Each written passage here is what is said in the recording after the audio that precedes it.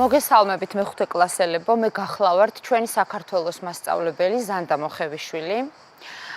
იმედი მაქვს, რომ დღევანდელი ჩვენი შეხვედრა საინტერესოდ ჩაივლის.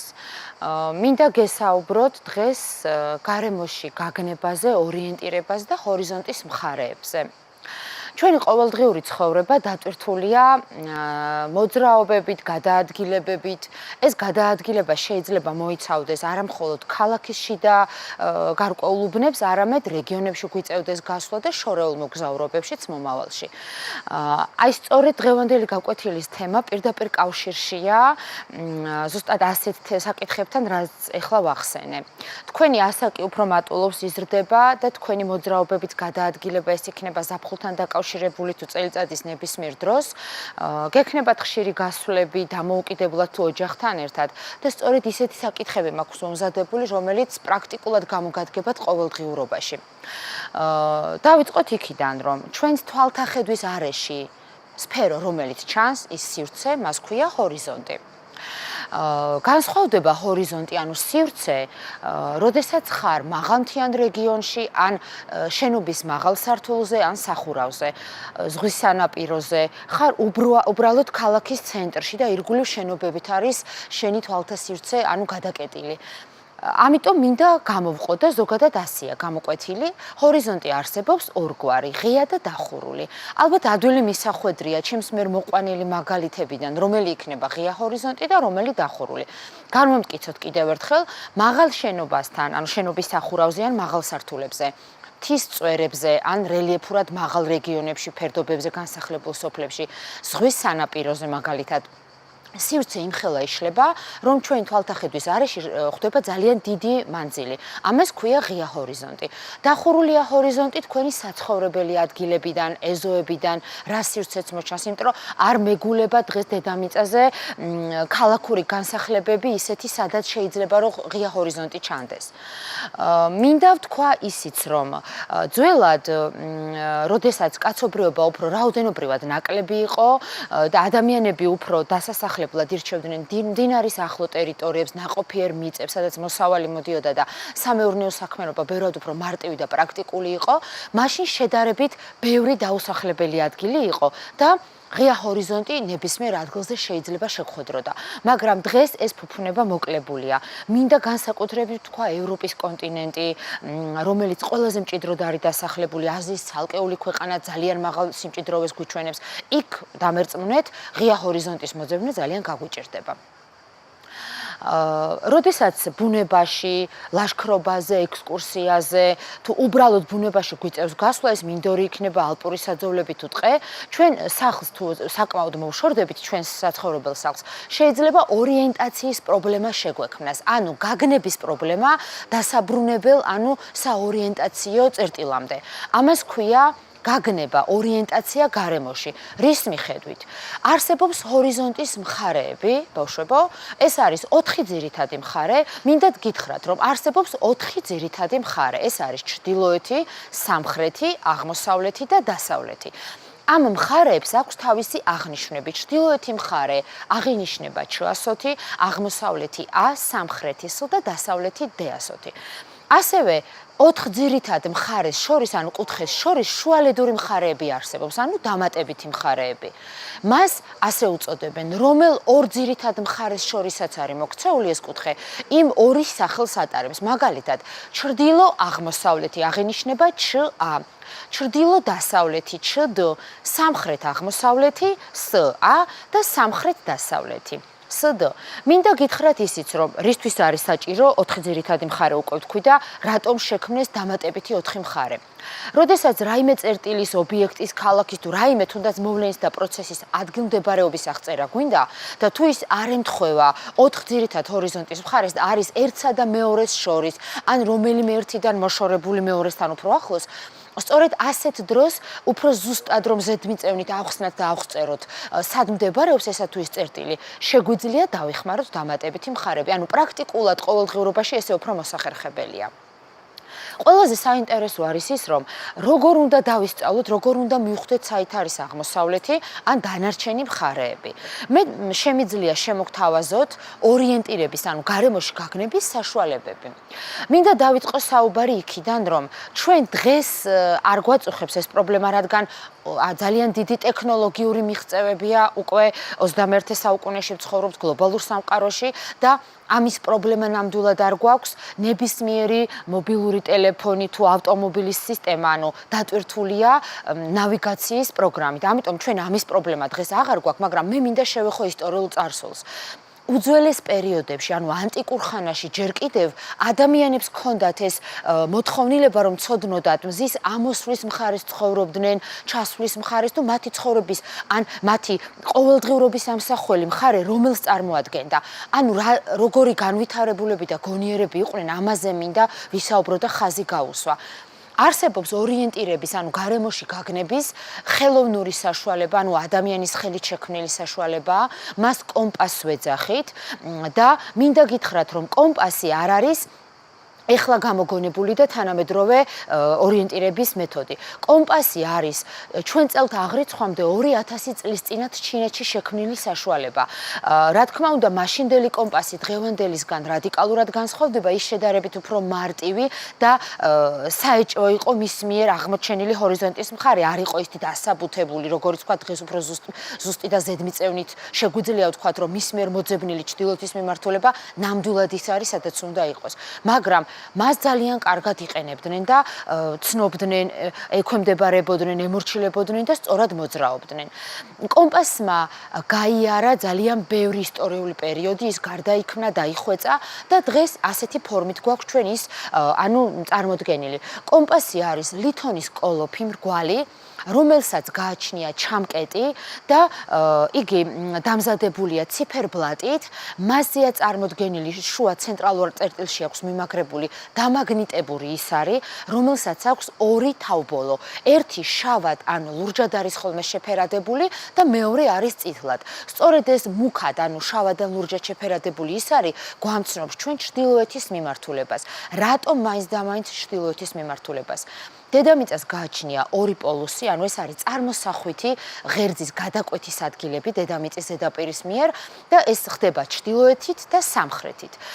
სამხრეთ პოლუსი ემთხვევა ანტარქტიდის კონტინენტს, ჩრდილო პოლუსი კი ჩრდილოეთის წერტილს ცოტათი აცდენილია. მე მინდა ვთქვა, რომ ჩრდილოეთის პოლუსთან დედამიწას აქვს განსაკუთრებული მიზიდულობის ველი, ის ქვევით ეკვატორისკენ, სამხრეთისკენ არის მომართული. ამიტომ კომპასს სწორედ დამაგნიტებული ისრის საშუალებით შეუძლია ჩვენ გვამცნოს საით არის ჩრდილოეთის მიმართულება. მე დავიწყე საუბარი იმით, რომ კომპასი არის ლითონის კოლოფი და რატომ მაინც და მაინც ლითონის? რადგანაც ის უნდა გამოვიყენოთ საველე პირობებში, ლაშქრობებისას, მდინარის გადაცურვისას, ის შეიძლება მყარზე დაპირზე დაეცეს, ქვაღორხში მოხვდეს ან წყალში ჩავარდეს და ის უნდა იყოს კარგად დაცული. იმ რკინის ფირფიტამ, რომლითაც ის არის შემოსაზღვრული და ზედაპირზე გადაკრული პლასტმასის ან მინის ზედაპირმა, ის მყარად უნდა დაიცვას, რომ მაგნიტურ ისრამდე სითხემ და რაიმე მსგავსმა ხელისშემშელმა ელემენტებმა არ შეაღწიოს. მინდა ვთქვა ის, რომ ამ ციფერბლატზე აღნიშნულია ჰორიზონტის, ანუ ორი მხარე, ჩრდილოეთი და სამხრეთი და თან მას მინიჭებული აქვს გრადუსული მაჩვენებლები. ჩვენ ვიცით, რომ რგვალი სხეული, ანუ რგვალი გარშემოწერილობა, ეს მათემატიკურად წრეწირის სახელით არის ცნობილი და მას აქვს 360 გრადუსიანი გარშემოწერილობა.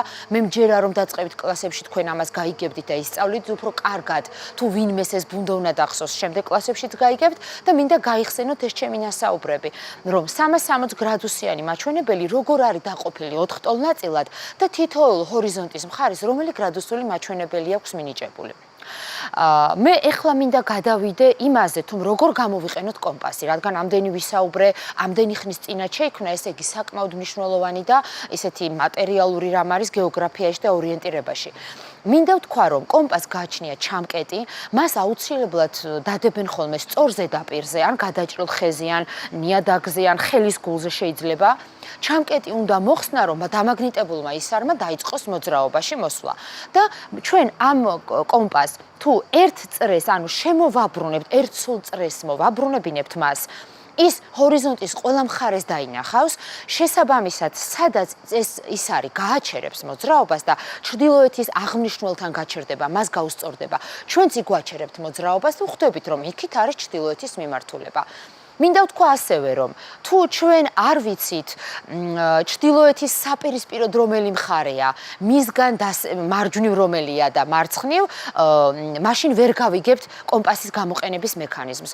მინდა გითხრათ ისიც, რომ ბუნებაში, გეოგრაფიული საკითხების დასწავლაში და ზოგადად ბუნებრივ პროცესებსა და მოვლენებს როცა ვახასიათებთ, არ ვიხმაროთ ტერმინები მარჯვნივ, მარცხნივ და ასე შემდეგ. სწორედ იმიტომ არის სასწავლო თემა თქვენთვის ჰორიზონტის მხარეები, რომ აქტუალურად გამოვიყენოთ დასავლეთი, აღმოსავლეთი, ჩრდილო-აღმოსავლეთი, სამხრეთ-დასავლეთი. მინდა რომ საუბრობდეთ გეოგრაფიული მხარეების აღნიშვნით. ეს რაც შეეხებოდა ხელოვნურ საშუალებას, ეხლა გადავიდეთ ბუნებრივ საშუალებებზე. ბუნებრივი საშუალებები ზოგადად გარემოში საკმაოდ მრავალფეროვნად არის წარმოდგენილი. შემიძლია დავიწყოს საუბარი ტრიალ მინდორში ცალკე მდგომ ხეზე.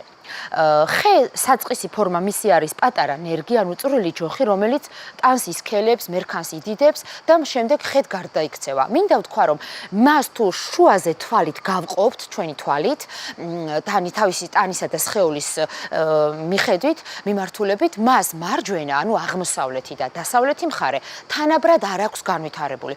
ცალკე მდგომ ხეს ერთი მხარე ყოველთვის უფრო თამამი, ფოთლები მსხვილი თუ ნაყოფიერი და მსხმოიარეა, უფრო კარგი და სრულყოფილი აქვს, ტოტებიც და ვარჯიც უფრო მეტი აქვს ერთ მხარეს, ხოლო მეორე მხარე შედარებით დაჩაგრულია. მე შემიძლია ვთქვა, რომ მზე ამოდის სამხრეთ-აღმოსავლეთიდან, სადაც უფრო მეტი მცხუნვარება, დაცემის კუთხე აქვს, უფრო სითბოს და სინათლეს მეტად გამოყოფს, ამიტომ ხის ის ნაწილია უფრო განვითარებული, სადაც სამხრეთი მხარეა. ანუ ამით შეგვიძლია აღმოვაჩინოთ სამხრეთი და მისი მოპირდაპირე ჩრდილოეთი მხარე. ასევე ხეზე ტყეში ნებისმიერ ხეს ხავსი ეკიდება ხოლმე. ხავსი, როგორც ვიცით, არის ნესტის მოყვარული მცენარე და ხავსი ყოველთვის საცხოვრებლად ირჩევს ნესტიან მხარეს. ანუ სადაც ხავს აღმოვაჩენთ, ეს არის ჩრდილოეთი მხარე, ხოლო საპირისპირო მოპირდაპირე მხარე იქნება სამხრეთი. შემიძლია გითხრათ ჭიანჭველების ბუდე, გამოვიყენოთ ძალიან აქტუალურად. ჭიანჭველები, ანუ ბუდეს თავის ბინას იდებენ ან ხის ტანზე, ან ხის ფესვებთან ახლოს. აღმოსავლეთით, სამხრეთ-აღმოსავლეთ, რომელიც ნათელი და უფრო თბილია, საპირისპირო მხარე შესაბამისად იქნება ჩრდილოეთი. კიდევ მინდა გითხრათ მთის ფერდობი. მთის ერთი ფერდობი ყოველთვის არის ხოლმე გადყიანებული, ხოლო მეორე არის ბალახოვნებით წარმოდგენილი. აი, სადაც ტყე არის, ეს არის ჩრდილოეთი მხარე ბავშვებო, ხოლო ბალახოვანი ზედაპირები სამხრეთით ან სამხრეთ-აღმოსავლეთთან შუალედური მხარეა ხოლმე. თოვლის დნობის პროცესში გაზაფხულობით, როცა თოვლი აქტიურად იწყებს დნობას, მთის ფერდობი ერთი შეიძლება იყოს სრულად, ანუ გამდნარი, მოსუფთავებული თოვლის მასისგან, ხოლო მეორე კალთაზე ალაგ-ალაგ ტერიტორიებზე იყო თოვლის მასა, ისევ იყოს წარმოდგენილი. სწორედ თოვლის მასა, სადაც არის წარმოდგენილი, ის გამოხატავს ცივ ნესტიან მხარეს, ანუ ჩრდილოეთის მხარეს. მე მინდა ასევე, რადგან ჩვენ საქართველოში ვცხოვრობთ, უმრავლესობა ვართ მართლმადიდებელი ქრისტიანები, საეკლესიო ტაძრები, მართლმადიდებლური ტაძრები მიგვანიშნებენ ასევე ჰორიზონტის ერთ-ერთ მნიშვნელოვან მხარეზე. ტაძრის საკურთხეველი ყოველთვის არის აღმოსავლეთით, შეგიძლიათ დააკვირდეთ საცხოვრებელ სახლთან ახლოს ან შორიახლოს ტაძარი, რომელიც თქვენთან ახლოს არის, მოინახულოთ და ამითაც ახსნათ დანარჩენი მხარეები და ააგოთ ჰორიზონტის მხარეების თანწყობა. მოკლედ, ბევრი ხერხი, ბევრი მეთოდი შეგასწავლეთ და ვფიქრობ, რომ პრაქტიკაში, ბუნებაში როცა მოგიწევთ გასვლა, უფრო კარგად გამოიყენებთ ამ საშუალებებსა და მეთოდებს და დავასრულოთ ჩვენი გაკვეთილი, მივიყვანოთ ბოლოსკენ და მინდა მოგცეთ ესეთი სახალისო დავალება, რომელიც ვფიქრობ, რომ არ იქნება დამღლელი, შრომატევადი. თქვენი ოთახი, თქვენ საცხოვრებელ ბინაში, თქვენი ოთახი ჩახაზეთ ტოპოგრაფიული ნიშნების გამოყენებით, რომელიც წინა გაკვეთილზე უკვე შეგასწავლეთ და ვიცით ძალიან კარგად და უკვე დახაზული, შედგენილი ოთახის ნახაზზე რეალურად მიაწერეთ, რომელი მხარე არის აღმოსავლეთი, რომელი დასავლეთი, ჩრდილოეთი და სამხრეთი. მინდა მიგანიშნოთ, რომ მზე რომელ მხარესაც ამოდის, დაიწყეთ იქიდან ჰორიზონტის მხარების აღნიშვნა, ის ყოველთვის იქნება სამხრეთი, სამხრეთ-აღმოსავლეთი ერთმანეთი და თქვენ დაანაწილეთ შემდეგ დანარჩენი მხარეები. შეეცადეთ ეს ჩახაზოთ როლში, აჩვენოთ პედაგოგს, გაუზიაროთ კლასელებს და უფრო განიმტკიცოთ ამით ნასწავლი მასალა და დღევანდელი თემა. მინდა დაგემშვიდობოთ მომავალ შეხვედრამდე.